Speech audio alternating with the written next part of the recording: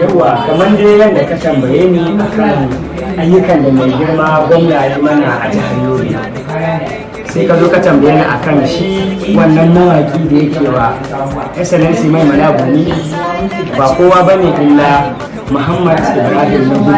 Gaskiya ya taka rawan gani sosai a lamarin waƙoƙin da yawa shi ne girma gwamna mai malabuni, saboda shi ne mawaki kadai da ya taɓa yin waƙa 70 ko 80, ina ga a cikin 70 zuwa 80 ne shi kadai ne ya yi masa waƙa.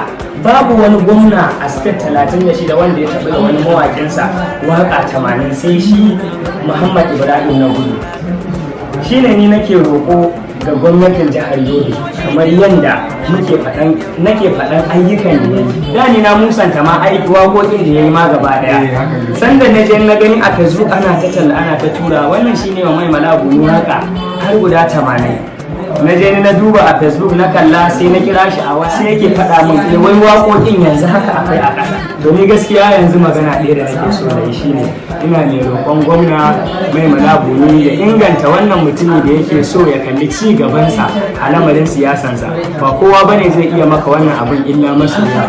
Dalilin da yasa na faɗa maka haka ba komai bane illa gaskiya kokarin da mai mala yake yi ne, shi yasa shi Muhammad Nagudu ya ga shi ma ya kamata ya play role a cikin wannan tafiyan da yake. Ni roƙo na da nake so na yi gare ka gwamna, ina roƙo kamar yanda wannan yake so ya ɗaukaka ka da waƙoƙinsa, ina buƙata kai ma ka ɗaukake sa kuma ka biya masa buƙatun da yake so, saboda gaskiya iya ƙoƙari ba a Najeriya ba kuma ba a jihar Yobe ba, a duniya gaba ɗaya an san da waƙan da shi Muhammad Nagudu yake yi maka.